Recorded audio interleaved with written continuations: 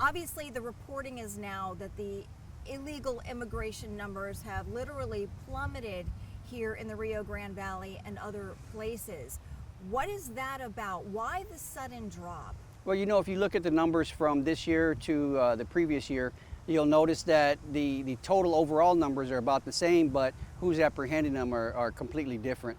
Last year, Border Patrol was carrying the brunt of the weight, brunt of the load.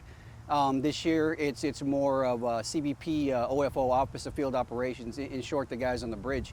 And what's happening is with that CBP One app, people are making appointments to come in, and they're letting them through that way, or they're flying them into the country. So the numbers are about the same. It's just they're being pushed around, and so they look a little different. So as I understand it, by using the CBP One app, right, where you make an appointment, then you come across the bridge if they grant you the appointment, right? At last check, February numbers I saw were 64 million. Obviously, that's up a lot since that time.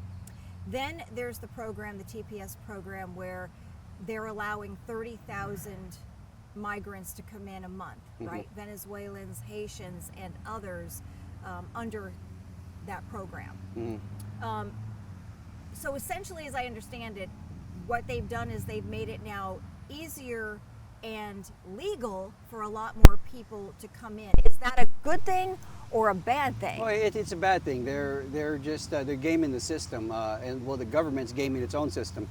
For instance, if you look at the temporary protective status numbers and the parole numbers, if you add those up, those will be similar to what we were seeing last year on the Border Patrol side. So yeah, they're in a sense, and with the parole system's not designed to be used the way that the government's using it now. So they're gaming the system, and they're skewing the numbers, so it looks like immigration's down when it's actually not down at all. Right, and they've taken away this last leg for all these people of the journey where they come through all the multiple countries, they get to Mexico, and then the last leg is that they cross the river to get into this country. That's now gone. Yeah, it's like the U.S. government is completing the smuggling process. They're the ones letting people in. They're the ones, and like I said, with the parole system, the parole system is not designed to let people in order to come in and adjust status. It's designed for humanitarian purposes. You have a family member in the hospital, or you're coming to testify in a court case, but not for you to set up residency. That's not what it's for. But for some reason, they're using that in order to skew these numbers. So once they're here and let's go back to the app, they get across using the CBP app. How many of these people do you know are being allowed to stay? Is anybody being sent back who gets one of these appointments? As far as we know, everybody is allowed to stay, at least pending their asylum hearing.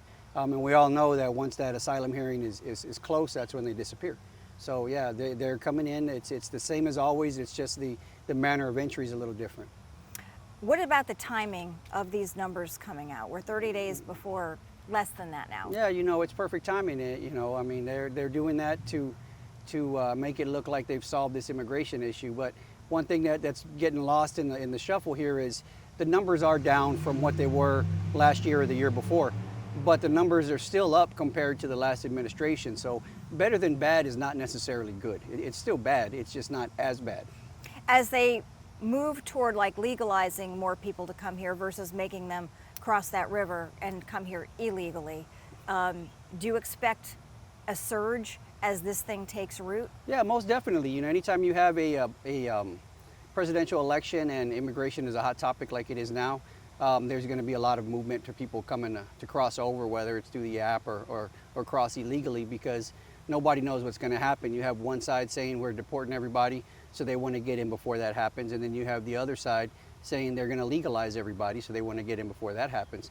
Nobody knows what's going to happen. The smuggling organizations will play into that and charge people more money to come over here, and it's going to in turn cause more influx into the United States.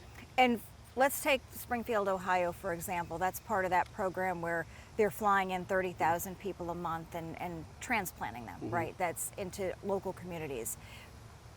What do you think the future of that is under the current rules? Do you think that that's going to spring up in other communities across the country? Because Springfield now of the 20,000 migrants, that is 1/3 now in the course of about 3 years of Springfield's population. Do Americans need to be thinking about this? Because it seems, if it's unlimited, that this could happen anywhere. Yeah, most definitely. I mean, you look even at the large cities like New York.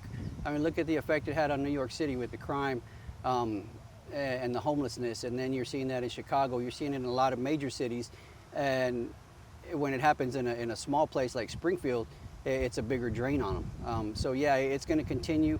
It's interesting to see where they're putting these folks. But yeah, it's definitely that's something it's a calculated effort on the part of the administration on where they're going to put them.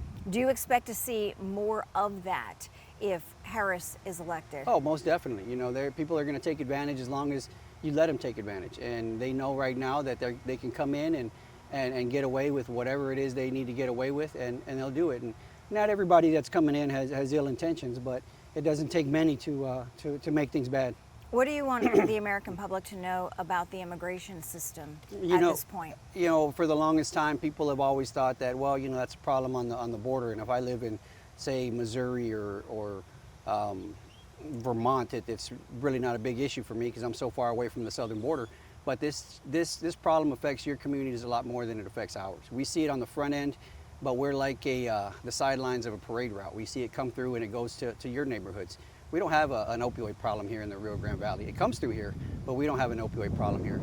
We don't have a lot of big city problems because they don't stay here. They go to your cities and your towns across the country, and so it's a bigger issue for the rest of the country than it is for us down here. One of the things I've learned since we've been down here is that even though the numbers technically of illegal immigration are down, right, but the number of drugs is continuing to pour over that border. Yeah, you know, on top of that, the numbers would probably be even higher if we had the manpower out there to stop what's coming through, but the manpower just simply isn't there to go after the drugs like it should be. And I've also learned that even though we don't see much here in the Rio Grande Valley comparatively from what there was over the last few years, that it's pushing north, among other things, right? Yeah. Tell me about that. Well, you mean like the crossings coming north? You know, it's pretty easy to get into Canada. You know, I mean, I think everybody knows that. So people are flying into Canada and they're crossing south. You know, I think Governor Abbott's done a great thing down here in Texas. He's single-handedly made a huge impact on crossings in the entire state of Texas. Del Rio is down, Laredo area is down, Big Bend, even parts of El Paso are down, and the Rio Grande Valley. So, you know, by his aggressive stance on illegal immigration, it's pushing people away from our state, which is good, but it's going to be short-lived. I mean, if you look at a map, the closest area for the closest distance, the easiest distance to come into the United States from Central America is straight through the Rio Grande Valley. So eventually it'll pick back up. But yeah, people are going to take the path of least resistance, and right now that's either farther west in the southwest border or through Canada. So things like the border wall, right? There's obviously Governor Abbott has put up some more border wall in other parts of Texas, state funded, razor wire. What are the most important things he's done to control immigration, illegal immigration here in Texas? Well, you know, part of it is the obstacles, the barriers he's put up, whether it's in the river or along the border. The other part is the aggressive stance, the active prosecution of people coming across illegally, and I think that's the biggest thing, and letting it be known that if you cross in Texas, you will be prosecuted. So people are going to New Mexico, or they're going to Arizona, or even California, where they know that the federal authorities aren't going to do anything, and the state authorities are going to do even less. I think we'd be remiss if we didn't talk about the border agents and what they have been through with the numbers that have poured through here and into the country over the last several years. How are they doing? I talked to one the other day. You can just see the toll that all of this has taken. Yeah, you know, a lot of people think that, you know, we don't want people crossing into the country because that's our job, right? And nothing could be farther from the truth. Obviously, the job has something to do with it, but we see the human side of it. We see what happens to people that, you know, cross the cartels, what happens to young kids, what happens to young women, you know, what happens to people, you know, with the elements. We we've seen the destruction left behind by crossing, and it weighs on you. It's very heavy.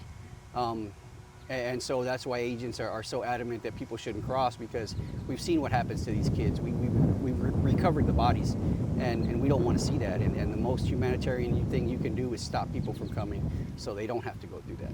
Are the American people in danger?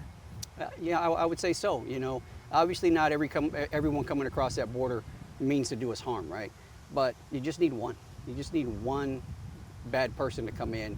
Like what happened, was it San Bernardino or somewhere a couple years back in California, where one guy went on a rampage out there. You know, you just need one person. Or in the event of 9/11, what was it, 9 people?